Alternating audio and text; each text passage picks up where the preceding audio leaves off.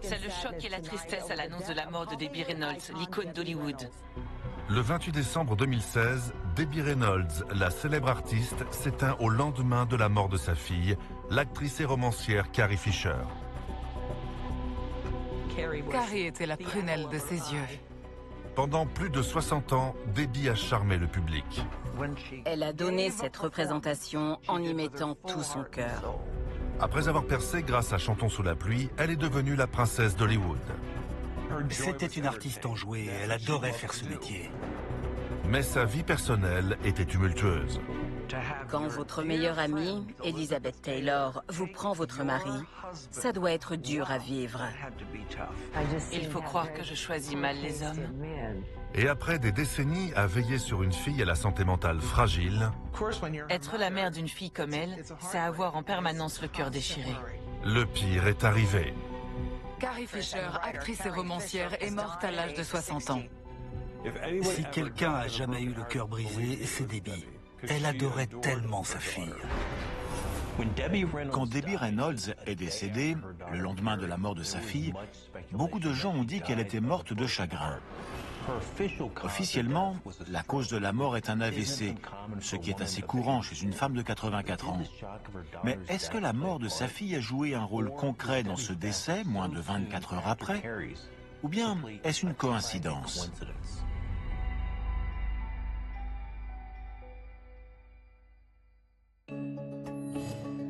Le docteur Michael Hunter est un médecin légiste réputé dans le monde entier.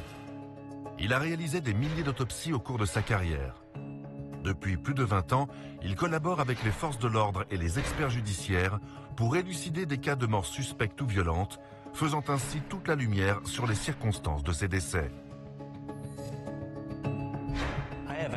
J'ai une copie du certificat de décès de Debbie, du rapport d'autopsie, de son dossier médical et des témoignages de proches.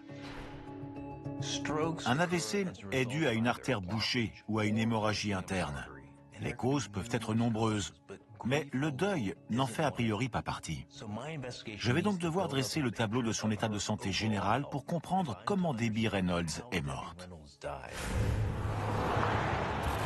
25 janvier 2015, Los Angeles, 2 ans avant la mort de Debbie Reynolds. L'actrice doit recevoir une distinction de la Screen Actors Guild pour l'ensemble de ses 67 ans de carrière remarquable dans le show business.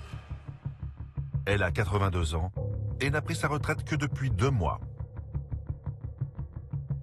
Le jour où elle a reçu cette récompense, Debbie était au plus mal. Elle était très malade. Elle n'a pas arrêté de vomir jusqu'à ce qu'elle arrive chez elle.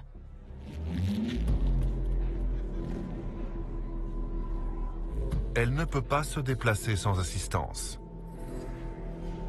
Elle n'aurait pas dû y aller. Carrie lui a dit que ce n'était pas raisonnable, mais Debbie a répondu qu'elle devait le faire. Chez une personne âgée, n'importe quel symptôme est à prendre au sérieux.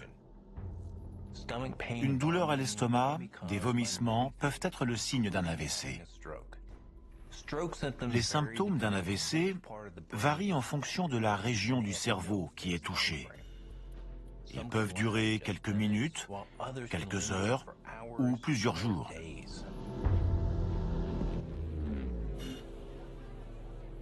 La récompense est remise par la fille de Debbie, Carrie Fisher.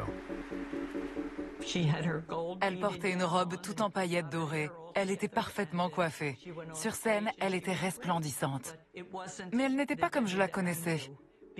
Debbie déborde d'énergie d'habitude. Ce jour-là, elle paraissait épuisée. Lors de son discours, Debbie semble un peu désorientée. Mais pour la plupart des spectateurs, elle est aussi vive et pétillante qu'à son habitude. Malgré son état de santé, Debbie a réussi à monter sur scène, à récupérer son trophée et à faire un discours. Si elle avait fait un AVC à cet instant, elle en aurait été incapable. Mais je me demande s'il n'y avait pas un autre problème sous-jacent. Les gens ne comprenaient pas d'où Debbie tenait sa force. Elle était fatiguée, elle ne se sentait pas bien, mais elle faisait en sorte que personne ne le remarque. Cette volonté de continuer à donner le change malgré sa maladie en dit long sur la personnalité de Debbie. Et cette personnalité a peut-être joué un rôle dans la dégradation de sa santé jusqu'à son décès. Mary Frances Reynolds est née à El Paso au Texas le 1er avril 1932. Son père était charpentier sur les chemins de fer. La famille vivait dans une cabane. Debbie et ses amis étaient très pauvres. À 7 ans, elle déménage à Burbank, en Californie, avec ses parents et son frère. Il n'y avait aucune place pour les mots impossibles ou abandonnés dans l'éducation de Debbie. En 1948, à l'âge de 16 ans, elle trouve une publicité pour le concours de Miss Burbank. Chaque participante se voyait offrir un chemisier et une écharpe. Pour elle, ce chemisier et cette écharpe, c'était fantastique. Mais elle n'osait pas y aller. Ses parents lui ont dit « Si, tu y vas, tu récupères ce chemisier et cette écharpe. Tu t'es engagé à le faire. » Elle a toujours été drôle. Elle avait le don de faire rire les gens très facilement.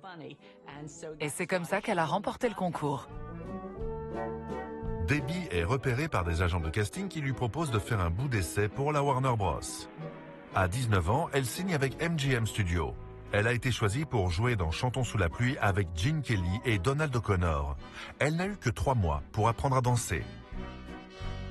J'étais hystérique. C'était impossible.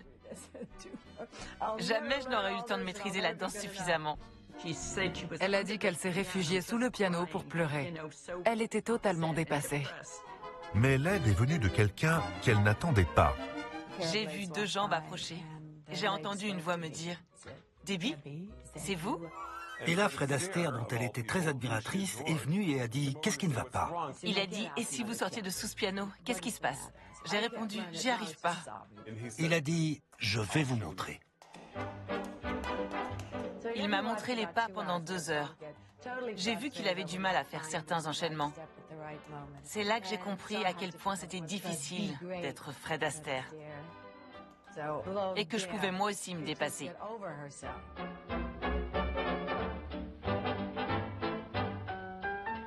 Chantons sous la pluie fait de Debbie une star mondiale.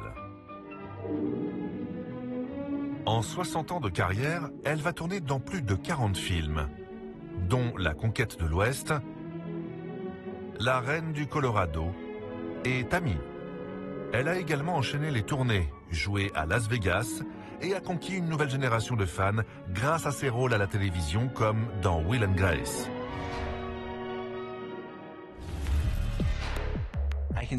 Je vois que Debbie était encore sur scène 2 ans avant sa mort et qu'elle était connue pour prendre un grand soin de son apparence. Cette volonté a-t-elle pu jouer un rôle dans ce qui a mené à sa mort? Debbie ne manquait jamais une occasion de se pomponner. Elle s'éclipsait régulièrement pour se rafraîchir. Et lorsqu'elle revenait, elle paraissait encore plus jeune qu'avant. Je vois qu'elle a eu recours à des séances de liposuction. Elle a essayé tous les régimes. Et puis elle en a eu assez, alors elle a commencé à faire des liposuctions. Depuis quelques années, Debbie avait des maux d'estomac, des nausées et des douleurs dans le dos.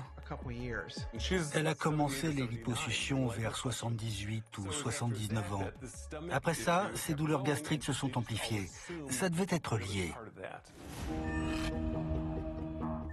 La liposuction est une ablation chirurgicale de graisse sous-cutanée qui siège juste en dessous de la peau. C'est une intervention très invasive qui peut entraîner d'importantes douleurs. Il arrive que des organes comme l'intestin soient touchés. Je comprends pourquoi ses amis ont pensé que ces douleurs et ces vomissements pouvaient venir de là. 25 janvier 2015, Coldwater Canyon à Los Angeles, 2 ans avant le drame. Debbie est rentrée chez elle tout de suite après avoir reçu sa récompense. Elle était trop épuisée pour assister au reste de la cérémonie et à la réception qui suivait. L'actrice est fatiguée, nauséeuse et souffre du dos et de l'abdomen. Elle va se coucher tôt, laissant sa famille et ses amis poursuivre la soirée. Après ça, elle est restée essentiellement alitée. Manifestement, Debbie a d'importants antécédents de douleurs chroniques. Je ne sais pas de quand date sa dernière liposuction, mais si un organe a été lésé, les douleurs et les symptômes provoqués auraient forcément évolué progressivement. Je pense qu'on peut donc écarter l'hypothèse d'une lésion due à une liposuction comme cause de ces symptômes. En revanche, de nombreuses liposuctions peuvent développer une graisse viscérale qui s'insinue autour des organes et peut entraîner certaines pathologies, comme un AVC. Donc, je ne retire pas la liposuction des facteurs qui ont pu contribuer à cet AVC et à sa mort. Michael Hunter a découvert dans le passé de Debbie des éléments pouvant expliquer à la fois sa longévité, mais aussi ce qui a pu entraîner une mort aussi brutale. La cause officielle de la mort de Debbie est un AVC. Je cherche à établir son état de santé pour découvrir s'il peut y avoir un lien entre sa mort et celle de sa fille. Jusque-là, j'ai découvert que 2 ans avant le drame, Debbie souffrait de douleurs dorsales et abdominales. L'un des facteurs pouvant provoquer un accident vasculaire cérébral est le stress. Et j'ai cru comprendre qu'il occupait une part prépondérante de sa vie. En 1955, Debbie épouse Eddie Fisher, l'un des plus grands chanteurs de l'époque. C'était le jeune couple le plus en vogue d'Amérique. Ils étaient photographiés en permanence, un peu comme Meghan et le prince Harry maintenant. De leur union naissent Carrie et Todd. Mais ce dernier n'avait que quelques mois quand Eddie quitte Debbie pour leur amie Elizabeth Taylor. Ça a dû être compliqué à vivre. De voir votre meilleur ami vous piquer votre mari, avec 2 enfants à charge. Elle a mis un peu de temps à s'en remettre. Mais elle avait 2 enfants. Il fallait qu'elle travaille. En 1960, Debbie épouse un magnat de la chaussure à la fortune colossale, Harry Carl. Elle pensait avoir trouvé le beau-père idéal. Et voici le célèbre Harry Carl. Regardez qui l'accompagne, Carrie et Todd. Harry était adorable. Elle a vécu à ses côtés quelques années comme une reine. Mais il était accro au jeu. Et il a dilapidé sa propre fortune, ainsi que celle de Debbie. Elle a tout perdu. Elle ne voulait pas se déclarer en faillite personnelle, mais elle a dû payer toutes les ardoises laissées par Carl. Ça m'a poursuivi pendant 12 ans. J'ai dû rembourser des millions. Le divorce s'est prononcé en 1973. Les comédies musicales ayant rendu Debbie célèbre sont passées de mode. Sa carrière est en régression. Mais elle rebondit en jouant à Las Vegas et sur Broadway. La période après Harry Carl a été très difficile. Elle n'avait plus d'argent, mais personne n'aurait pu le deviner. Elle intériorisait tous ses problèmes. Elle faisait en sorte de ne rien montrer pour n'ennuyer personne. En 1984, Debbie se marie une 3e fois à Richard Hamlet, un investisseur immobilier. Elle était totalement sous le charme. Une fois mariée, elle a misé beaucoup d'argent sur lui. Debbie ouvre un hôtel à Las Vegas en 1993, mais elle se rend compte qu'une fois encore, ses finances sont au plus bas. Elle divorce à nouveau. Cette fois, elle est contrainte à faire banqueroute. Richard a eu un impact très négatif sur Debbie. Il l'a fait investir dans un hôtel à Las Vegas. Ça l'a conduit à sa ruine. Le stress entraîne la libération de 2 hormones, l'adrénaline et le cortisol, ce qui entraîne une augmentation de la fréquence cardiaque pour envoyer plus de sang dans les organes.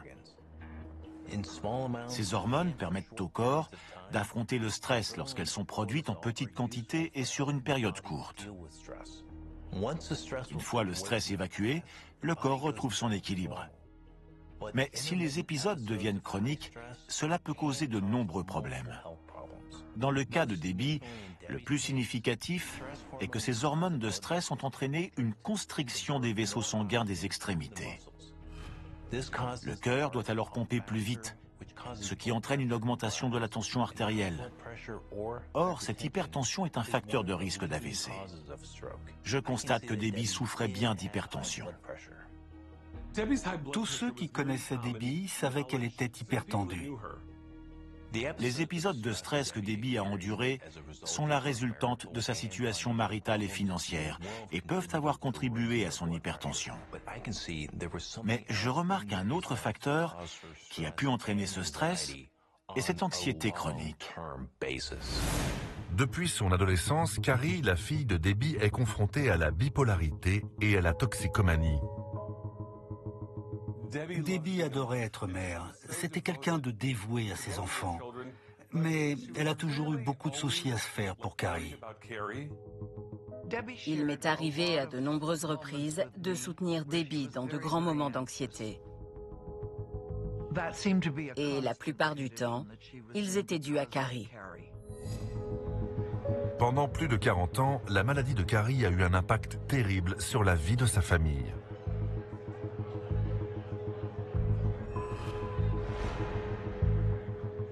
C'est toujours difficile d'avoir un enfant atteint d'une maladie somatique ou mentale.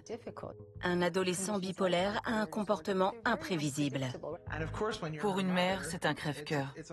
L'inquiétude est permanente. Debbie a vécu avec cette épée de Damoclès au-dessus de la tête qui pouvait tomber à tout moment. Même s'il arrivait que Carrie aille bien et qu'il n'y ait aucun problème, Debbie se disait toujours « Est-ce qu'elle a appelé? Est-ce qu'elle va bien ?» Il est établi que faire face à la détresse psychologique d'un proche peut être plus difficile que de faire face à sa perte.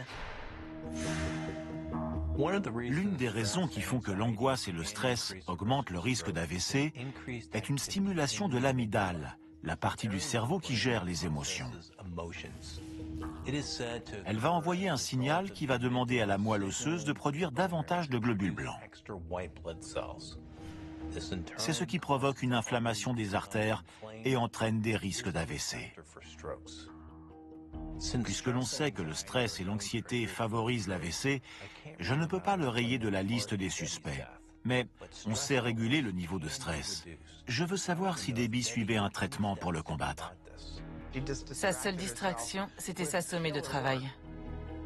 Elle travaillait en permanence. Elle disait « J'ai traîné 3 jeux de valise.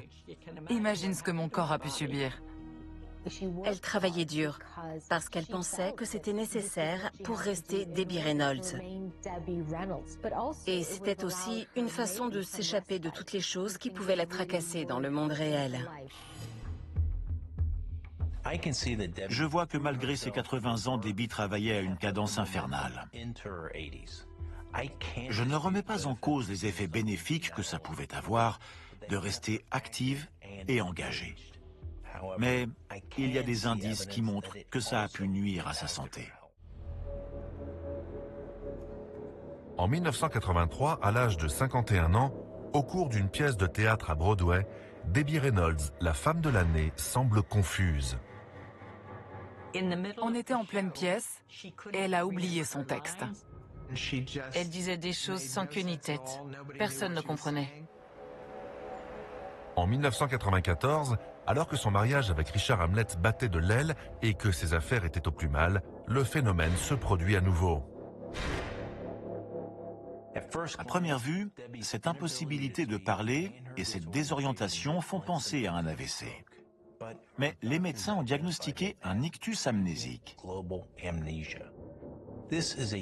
Il s'agit d'une perte de mémoire momentanée qui ne peut pas être attribuée ou liée à une hypertension ou à d'autres pathologies neurologiques comme l'épilepsie ou l'AVC.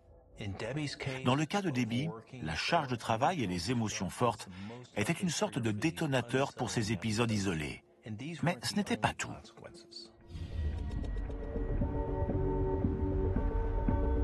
En 1995, alors qu'elle joue dans son one-woman show, Debbie ressent des douleurs terribles à l'abdomen.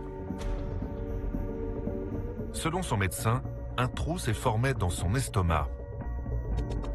On dirait un ulcère gastro-duodénal. C'est une atteinte assez courante qui peut s'expliquer par le stress que Debbie endurait et qui a eu un effet sur son système de défense immunitaire. Mais ce qui m'inquiète, c'est comment Debbie a réagi. Debbie n'a pas pu manger de nourriture solide pendant 3 semaines. Elle était nourrie par perfusion. Mais elle continuait de travailler. Elle répétait son rôle pour son prochain film, Mother, depuis son lit. Je pense que quand on a traversé autant d'épreuves, on a tendance à se surestimer et à penser qu'on va s'en sortir, quoi qu'il puisse nous arriver. Cette habitude de travailler sans cesse se manifestait en permanence, y compris pendant ses périodes de repos. Elle passait la semaine sur scène, puis elle restait alitée 2 semaines. Elle installait son bureau dans sa chambre et elle était entourée de bloc-notes, de feuilles et de téléphones. On ne peut pas vraiment dire que c'était un réel repos. Ces périodes de faux repos, entrecoupant celles de travail intense, ne permettaient pas à Debbie de se remettre de ces périodes de stress. Travailler au lit, ça revient à travailler. L'un des traits de caractère de Debbie était de ne jamais baisser les bras. C'est quelque chose qui lui a été bénéfique, mais on ne peut pas ne pas voir l'impact que ça a eu sur sa santé. Le 28 décembre 2016, le monde entier apprend la nouvelle de la mort de Debbie Reynolds, la star d'Hollywood disparue le lendemain du décès de sa fille, Carrie Fisher. Michael Hunter, médecin légiste reconnu, se penche sur l'affaire. La mort de Debbie Reynolds est arrivée le lendemain du décès de Carrie, après des décennies de stress liés à sa maladie et à son addiction. Jusque-là, j'ai établi que Debbie souffrait d'hypertension chronique. J'ai également remarqué la présence d'un autre facteur de risque qui, associé à l'hypertension artérielle, peut avoir un effet sur la survenue d'un accident vasculaire cérébral. Ce facteur de risque, c'est l'alcool. Elle ne crachait pas sur un petit verre. Oh oui, elle avait une bonne descente. La consommation d'alcool, même modérée, augmente temporairement la tension artérielle. En consommer trop peut lui faire dépasser un seuil critique. Le lien a été clairement établi, mais les chercheurs n'arrivent pas à expliquer pourquoi. Debbie n'a pas bu la moindre goutte jusqu'à ses 28 ans. Ce n'est qu'après avoir tourné dans Bon baiser d'Hollywood, écrit par sa fille Carrie, que Debbie acquiert la réputation d'avoir la bouteille facile. Le film décrit l'histoire d'une jeune actrice toxicomane vivant dans l'ombre de sa mère alcoolique célèbre. Il s'agirait pour beaucoup d'une autobiographie. Tout le monde avait compris que Carrie dressait le portrait de sa mère et évoquait son alcoolisme. En effet, il lui arrive de boire beaucoup. Debbie s'est mise à boire à une époque de sa vie où elle se trouvait dans une situation difficile. Elle boit surtout en société. Je ne l'ai jamais vue ivre-morte. Je ne l'ai jamais vue boire au point de perdre le contrôle. Mais selon les témoignages, au moment de sa mort, Debbie ne buvait plus depuis quelque temps. Elle n'a pas bu une goutte pendant 1 an ou 1 an et demi. L'alcoolisme de Debbie, au fil des années, a pu contribuer à élever sa tension artérielle. Mais les effets ne sont pas permanents. Si elle ne buvait plus depuis 18 mois avant de mourir, je peux retirer l'alcool de la liste des facteurs qui ont pu contribuer à son décès. «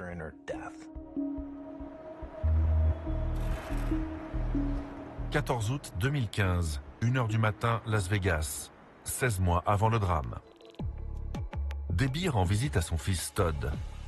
Elle fait une chute qui va la conduire à l'hôpital. « Maman, ça va? Qu'est-ce qui s'est passé? Maman, appelle les secours !» Elle passe une IRM qui va montrer qu'elle s'est cassé une côte, mais surtout qui va révéler l'origine de ses douleurs chroniques, un gros kyste rachidien. Elle s'est toujours plainte de douleurs dans le dos depuis ses 20 ans. Ce kyste a dû grossir de plus en plus, sans que personne ne le remarque. Un kyste facétaire est une poche de synovie qui se forme au niveau des vertèbres en raison de la dégénérescence des facettes articulaires. Il semble que celui de Debbie était si gros qu'il écrasait le nerf vague, ce qui entraînait ses nausées et ses vomissements. Ces kystes peuvent se résorber seuls avec du repos, mais la charge de travail que Debbie s'imposait ne le permettait pas. Le médecin de Debbie estime que le kyste peut être retiré chirurgicalement. Toute opération entraîne des risques, mais Debbie avait 82 ans et était hyper tendue. L'âge est un facteur de risque important parce qu'il multiplie la possibilité de problèmes de santé sous-jacents. Je vois que l'hypertension de Debbie était connue et traitée, mais l'anesthésie peut entraîner une montée de la tension pendant et aussi après l'opération. Même si tout le monde dans le bloc a dû être vigilant, le risque d'AVC périopératoire était grand. Mais Debbie souffre tellement qu'elle accepte de courir ce risque et de se faire opérer. Septembre 2015, Las Vegas, 16 mois avant la mort de Debbie. L'opération a eu lieu il y a 3 semaines. Le kyste a été retiré, mais l'hôpital émet un avis d'aggravation. Debbie vient de faire un AVC majeur. Elle était tellement mal qu'on nous a demandé de venir lui dire au revoir.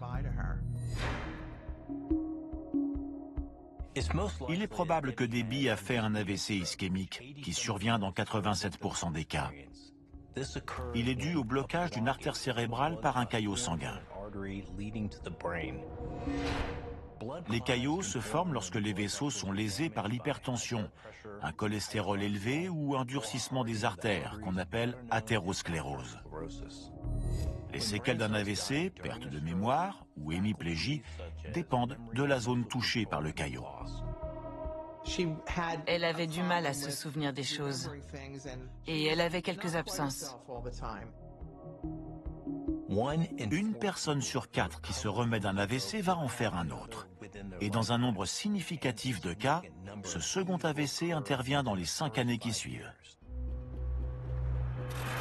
Coldwater Canyon, novembre 2015, 13 mois avant le drame. Debbie rentre chez elle, mais elle reste fragile. Elle a eu des infirmières à domicile en permanence pour le restant de sa vie. Elle n'a plus jamais été la même après cette opération et cet AVC. Cet AVC, survenu en 2015, a bouleversé sa vie. Mais je vois qu'elle a déjà eu un signal d'alarme 3 ans auparavant. En septembre 2012, alors qu'elle discute avec son assistant Donald Light, Debbie devient incohérente. Elle disait des mots incompréhensibles. Elle a été conduite à l'hôpital. C'était une sorte de mini-AVC. Ces mini-AVC sont des AIT, ou accidents ischémiques transitoires. Ils surviennent lorsqu'une partie du cerveau n'est plus irriguée temporairement, la plupart du temps à cause d'un caillot se coinçant dans une artériole. Les symptômes de l'AIT sont similaires à ceux d'un AVC, mais ils ne durent pas et n'entraînent pas de séquelles permanentes.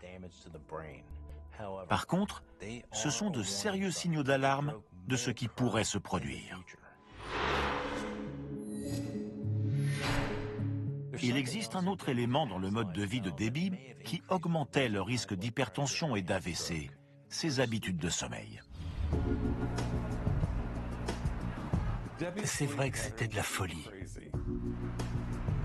Debbie a joué dans son spectacle et dans les boîtes de nuit pendant 50 ans.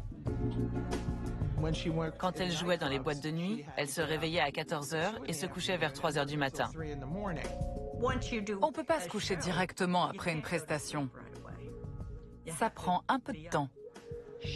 Elle était connue pour faire des nuits blanches. Elle traînait avec quelques proches jusqu'à 6 h du matin et elle allait se coucher. Son horloge interne a dû rester déréglée pendant pas mal de temps.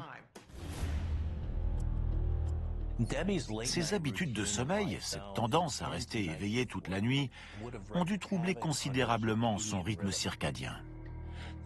Le rythme circadien, c'est l'horloge biologique interne qui nous dit quand nous lever, quand manger et quand dormir. Il gère des fonctions importantes comme la tension artérielle. Elle diminue la nuit pendant notre sommeil et augmente quelques heures avant le lever.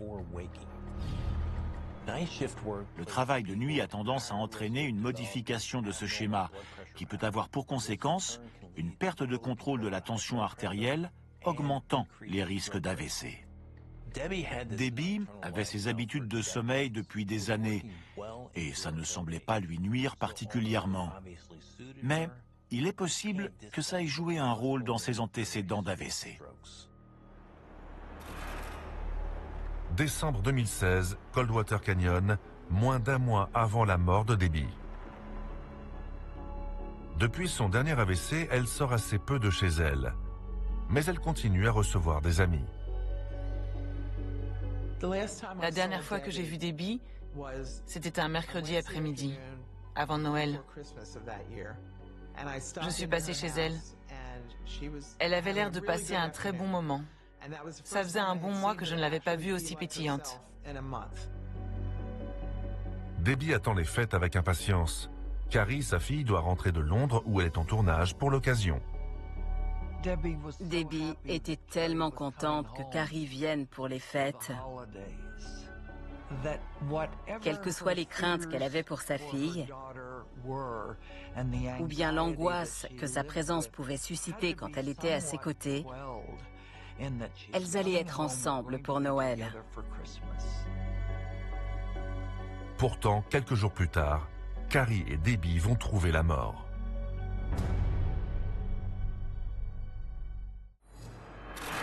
« 23 décembre 2016, midi, 5 jours avant le drame.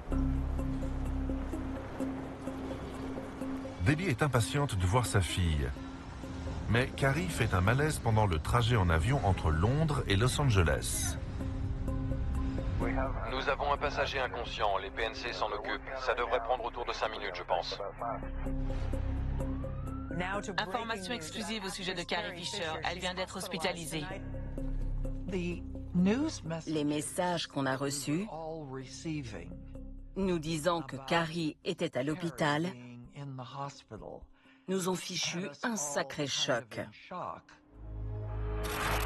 Le 23 décembre à 19h, Debbie se rend à l'hôpital universitaire de Californie où Carrie a été placée sous coma artificiel.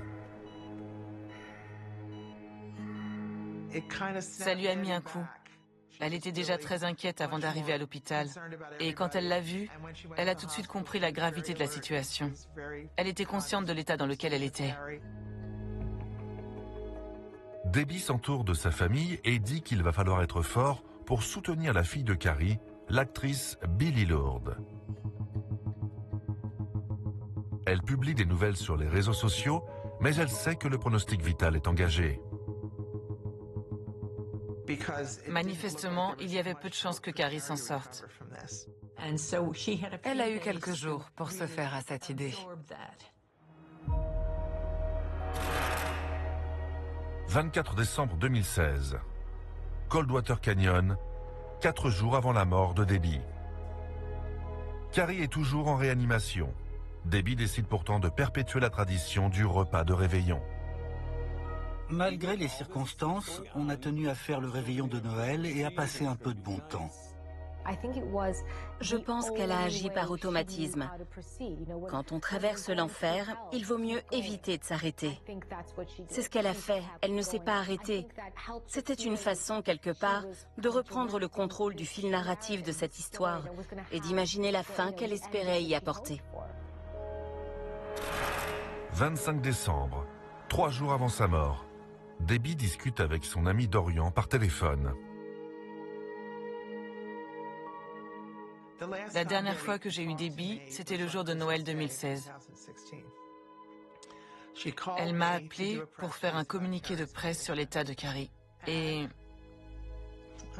je vous demande pardon. Quand j'ai entendu sa voix au téléphone, je me suis mise à pleurer. Elle m'a dit « Il va falloir qu'on soit fort pour Todd et Billy ».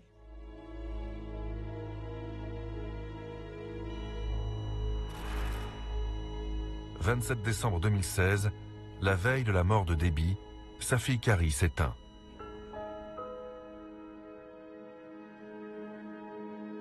Je ne voyais pas comment Debbie pourrait surmonter cette perte. Je suis allée directement chez elle. Je suis arrivée vers midi et je suis restée jusqu'à 18h. En rentrant chez moi, je me suis dit, elle va pas faire long feu. Ça me fait mal de dire ça. Mais quelque part, C'était un soulagement de se dire que Carrie n'allait plus être un tel fardeau pour Debbie. Je sais que ça peut paraître cruel, mais pas un jour ne passait sans qu'elle ne s'inquiète de son état psychologique. Alors je sais que Debbie me pardonnerait de penser ça. 28 décembre, 11h, Coldwater Canyon. Debbie se réveille. Elle discute avec Todd. Elle lui confie qu'elle aimerait être avec Carrie. Quelques instants plus tard, elle semble s'assoupir comme pour faire une sieste.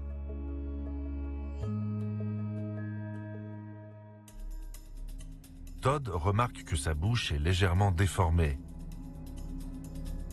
La déformation de la bouche est un signe d'AVC. Le caillot n'affecte qu'un côté du cerveau et entraîne une paralysie d'un seul côté, ce qui explique cette déformation d'un côté du visage. Donald, l'assistant de Debbie, appelle son médecin. En utilisant une lampe, il constate que ses pupilles sont fixes et dilatées. La mydriase réactive est un signe de pression intracrânienne. Debbie est prise en charge par une ambulance à 13h15. En exclusivité de Los Angeles, Debbie Reynolds, la star d'Hollywood, a été hospitalisée. Je me suis dit, c'est pas vrai, c'est pas possible. Je savais que c'était la fin. Elle ne pouvait pas survivre à cette nouvelle épreuve. 13h45. Debbie arrive aux urgences de l'hôpital Cedars-Sinai à Los Angeles. Elle est installée en salle de déchocage. 15h30. L'IRM confirme la présence d'une hémorragie massive à la base du crâne. Le médecin annonce à la famille qu'elle ne pourra pas survivre.